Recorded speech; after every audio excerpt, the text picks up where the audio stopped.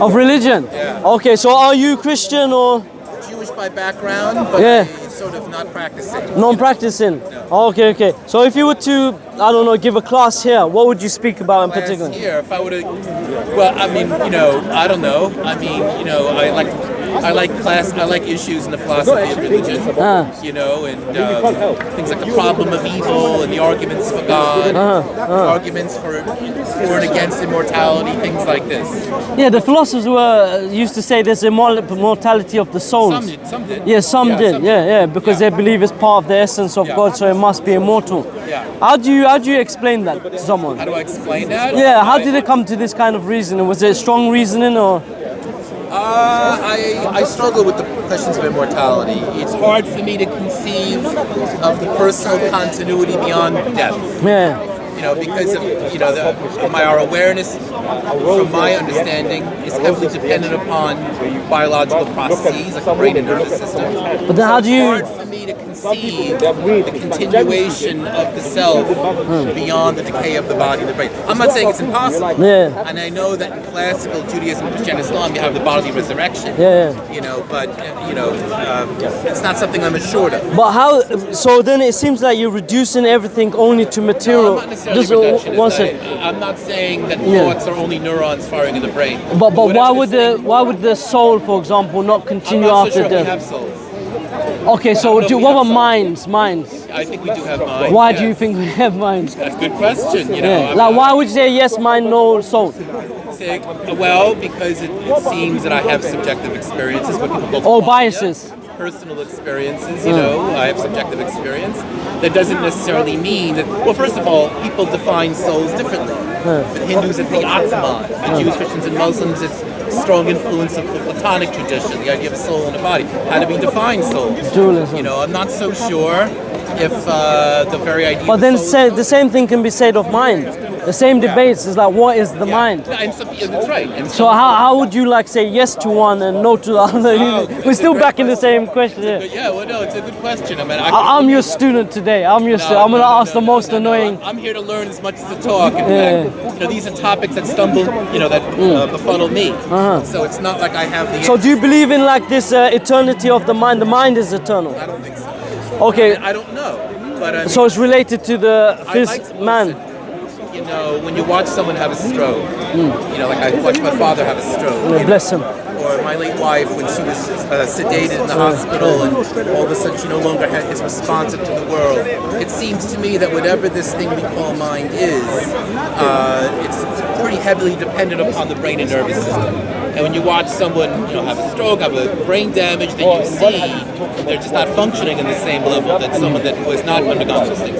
So it seems to suggest to me that our conscious experience is at least heavily dependent in some way or the other upon brain processing. So it's just difficult for me, not impossible, but difficult for me to imagine the continuity of the self beyond the pale of death. Once the body, the brain, and the nervous system decays. So I don't think mind's eternal. So what changes Unless in you this? have the idea that even all matter is a crystallization of one great mind, like the Upanishads or some religious traditions say. But I mean, what about the independent process? He said because some of these themes is dependent on the processes. I mean, Some is independent. Ask him about that. except When the mind dies. Ask him, He's a little bit. He's not always open-minded. So the soul. I can't really say, I'm not a scientist myself. I'm not even an amateur in science. But it's just that He's gonna come back. He's gonna come back. I'm not ready to say that thought is nothing but brain activity.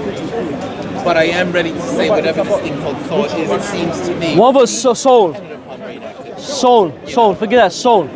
Talk to me about the soul. What do you want to know? What is it? What do you as a? I hope I have. Do you believe knowledge? Do you believe that philosophers? Do you believe philosophers can attain ultimate truth? I think they can keep trying. Yeah. But for example, of the divine. Of the divine. From your experience, at Speaker's Corner, because I have witnessed YouTube videos of speakers who have shown great acumen in the philosophical arguments. Some of them tend to be Muslim, very impressive. That's why I came. So I think that arguments for God can be some of them can be very powerful. But in regards to the attributes But a of lot this of them God, come from the Greeks, really, like the cosmological argument, but strained through. well, that comes from the Kalam. Okay, The Kalam argument has its roots in the Greeks, Yeah. obviously. It's the Muslim version of the Kalam. what was I saying? Do you think, in regards to the attributes of a divine person, that can be attained by human inquiry? I'm not so sure the divine can be said to be a person, because you have different religious traditions. Okay, let's For the keep it Buddhists simple. and some Hindus, the Divine. divine is not a person. Let's say. For Jews, Christians, and Muslims, the divine is a person, unless you're part No, of. but the main part of the question is that can we, through inquiry or human inquiry, i.e. philosophy or so, can we determine with truth what is the attributes of God? That's a great question. I'm impressed by some philosophers' ability to move in Extrapolate, that direction. I'm on the fence about it. Yeah. I see great arguments for and against that. Like divine simplicity, for example. Right, The Greeks that's a came with the common- idea of yes. divine, that Yes. God has to be like course. simple. Yes. But this seems to go against the Bible.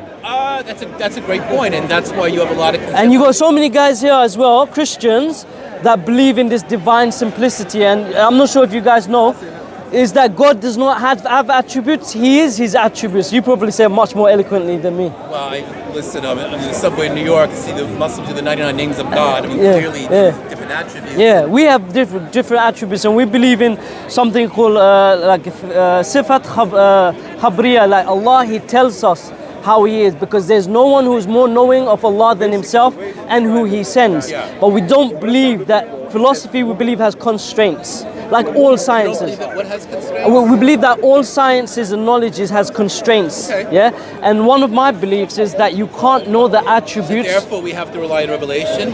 This is what they argue. The theologians argue and I that. ask, out of all sincerity, not in any, No problem. kind of. How do I know the Quran over Veda or Veda over? This is your human inquiry in the same way Yeah. you do, like as in a mind and body soul inquiry. Do a scriptural analysis. Who wrote this? When was it written? What was this? What's the oldest surviving manuscript?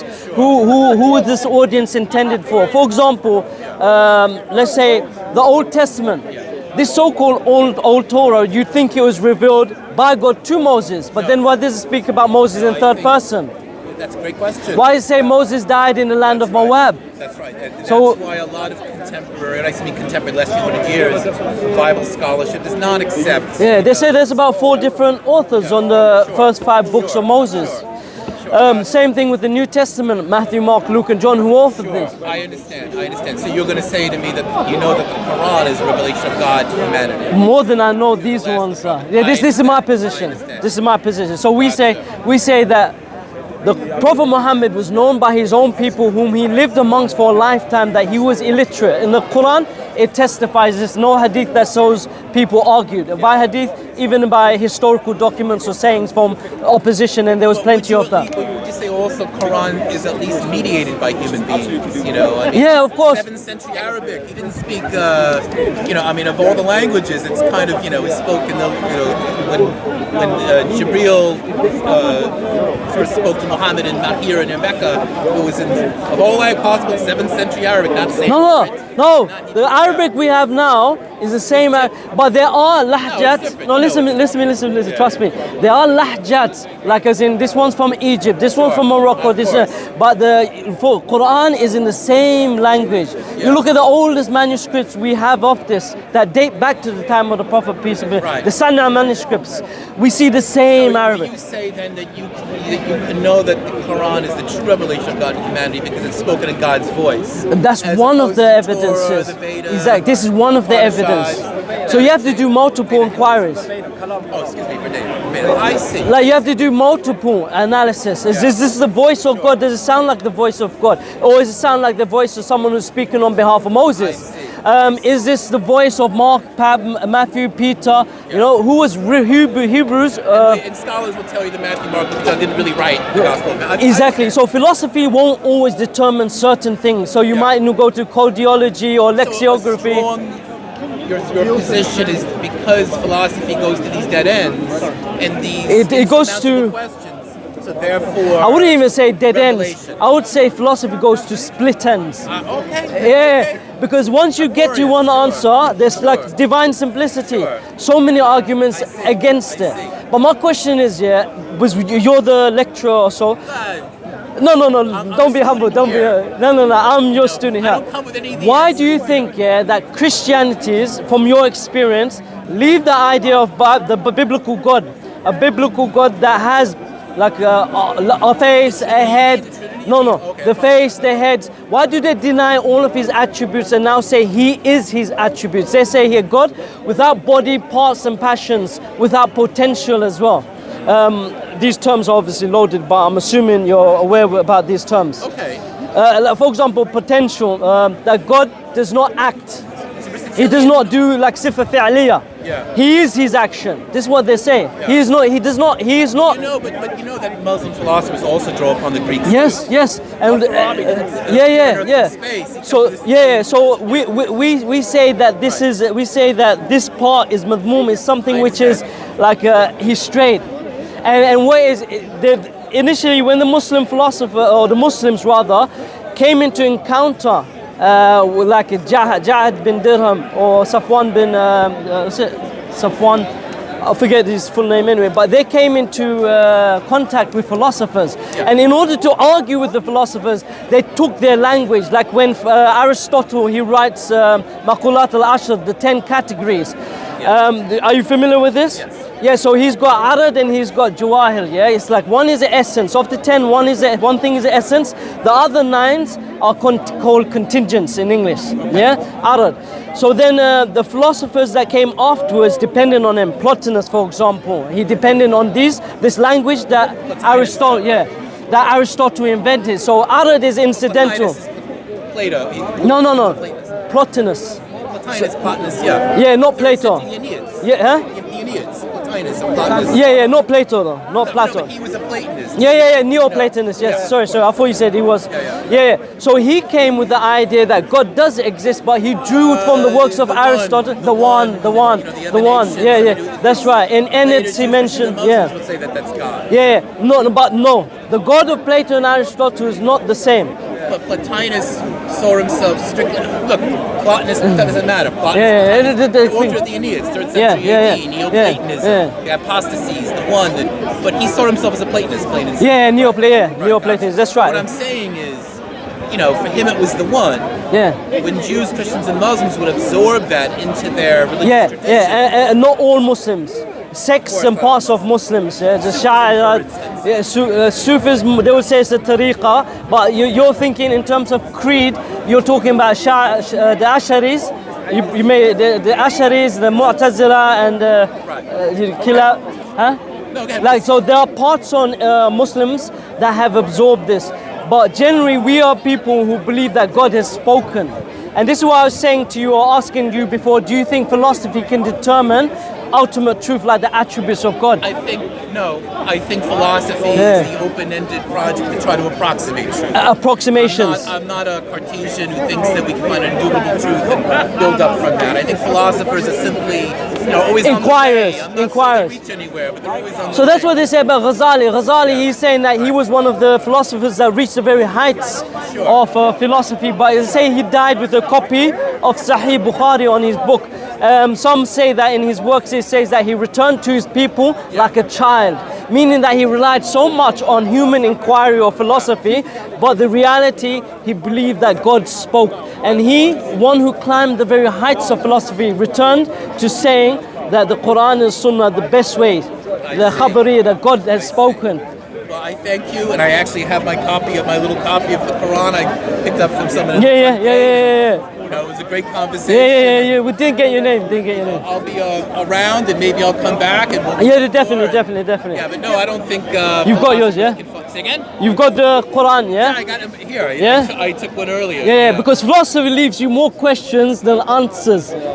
So it's like, at what point? I believe in the Socratic tradition. I'm wise because I know I don't know. Yeah, exactly. But you must make a decision at one point. We don't know if we live tomorrow. It's true. Every single soul shall die. But we have to live. We have to act as we will live tomorrow. I agree. So in our creeds and our belief, we believe that we also have to act even more because God is the greatest being that we can, you know. Yeah, I mean, have certainly I've done a lot of traveling, 6 journeys to India, China, I've been, you know, all over, and Yeah. you know, I find myself amongst those who are every bit as fervent as you are, you know, which is a compliment, not an insult. But within, you know, from the Jains, the Buddhists, the Hindus, I'm a little bit less certain I know that we're the right Can I say something? path. Like, you know, besides what he said right now, Islam also has the best independent reason. So we talk from a historical point of view, we talk from a psychological point of view, sociological point of view, we talk about the preservation, the practice, all these other institutions. Islam also has the strongest case besides the people thing he said. So it's not even painful in saying it's also other religions, right? Because there's also many independent reasons behind what he said. And sorry for what comes across like a snob. No, you've been very polite. No way. Had you been born in a Jain heritage, For a New Yorker, that's great. Do you believe actually? Because you never said that at any point. It said Jewish originally, Jewish by tradition. Studied Yeah. the religion of philosophy of religion. There must be an outcome, an answer. right? I'm right. curious. I've heard you for 20 minutes, and I don't know what you believe. Well, I did a lot of listening too, and I just. What is it you I'm believe? still kind of on the way, you know. I've not settled on anything, you know, but I'm not one who thinks that you necessarily have to find what you think is the answer. You know, I do have that. Sorry to sound like I'm talking cliche. No. Everyone's fine. Everyone's Feel free, comfortable. Well, I don't, you know. Feel comfortable. It's not New York. It's not New York. Right. So no lightning struck me yet. You know, I did.